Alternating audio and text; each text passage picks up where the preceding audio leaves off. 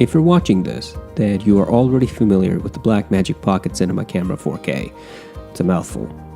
So this video is only about how I rigged my camera, and perhaps it will give you an idea of how you might want to rig your camera if you have one of these, or any other camera in fact. One of the things you're going to need is obviously a camera cage, and in my case I bought the Smallrig Blackmagic 4K camera cage. The other thing I did is I added the Olympus 12-100 Pro f 4.0 lens, which for me I think is going to be plenty, and I will not need to change lenses on this camera because this lens provides everything. I also have the DJI follow focus ring attached to it, so when I have it on the gimbal it'll just work. This is the field monitor quick release plate from Andycine. I will show you why I have it on there later. I have the Samsung T5 SSD attached via the USB-C cable. It's a great drive when the camera recognizes it and there's a firmware issue with the camera that Blackmagic is supposed to be working on.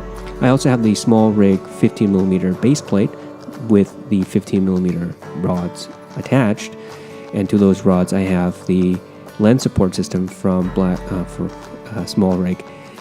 You don't really need it. I don't need it really for this setup, but I figure I should rather have the security of knowing that nothing's going to happen to the mount, and just put it on there for safety's sake. So the USB-C cable goes into the socket on the side, obviously, and I also purchased the Smallrig HDMI cable socket clamp. It's necessary because one of the things that breaks down in Blackmagic cameras, any of them, are the ports. The HDMI port will break down. The USB-C port on this camera is prone to breaking, as well as the power cable port. And right now in the power cable port, I have put in the Juicebox Blackmagic power cable, and I will show you why in a few moments. The cable is routed through the front. I've got some gaffer's tape attached to the front. It's very ugly, I understand, but this is the best way I could try to secure the cable. It goes through the top and to the front, and then I've got some twisty ties on the side, and the thing just hanging at the end. And I'll show you how to plug it in, or where I plug it in to my camera.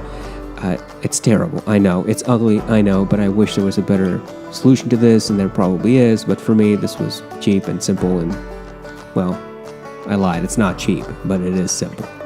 Here is the Juicebox. It's from Juicebox Direct. They make this particular external charger for Blackmagic cameras, and it's fantastic.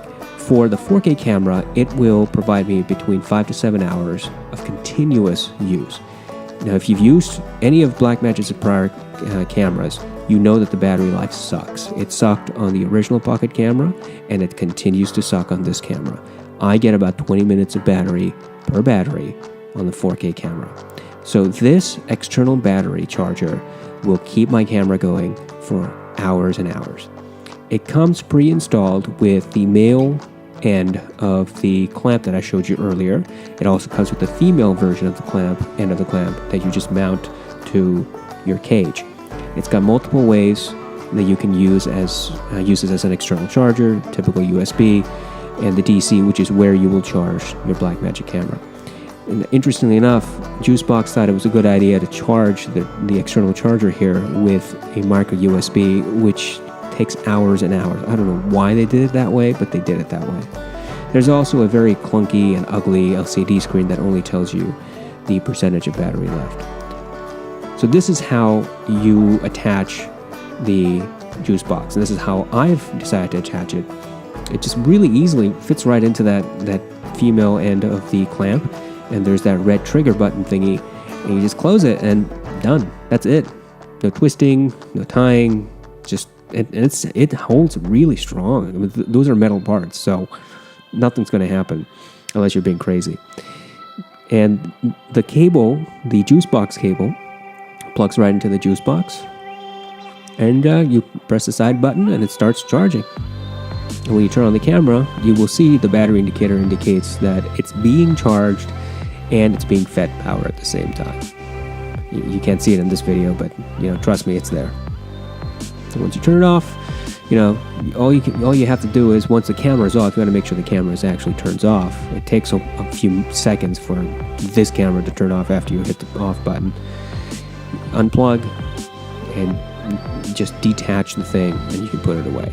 So it's a little bit smaller when you detach it, and a little bit lighter, and I guess more running gun when you do it that way.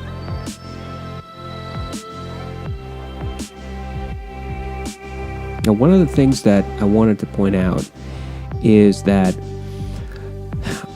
it's really unfortunate that Blackmagic makes this great camera, but it leaves its ports so flimsy. This power cord from Juicebox is in there, and I'm so scared that I'm going to just knock it off and break the power cord or the power socket. And it's flimsy. It's not Juicebox's fault. They're just following the specifications that Blackmagic implemented. And it's been the same problem with every one of Blackmagic's camera. I wish they would use a much more sensible and secure way of securing their ports, but they haven't. And so third parties have to do these weird workarounds, like wall warts on your camera. But besides that, I love this camera. I love this rig. And if you like it, maybe you can use some of the ideas I have or do better.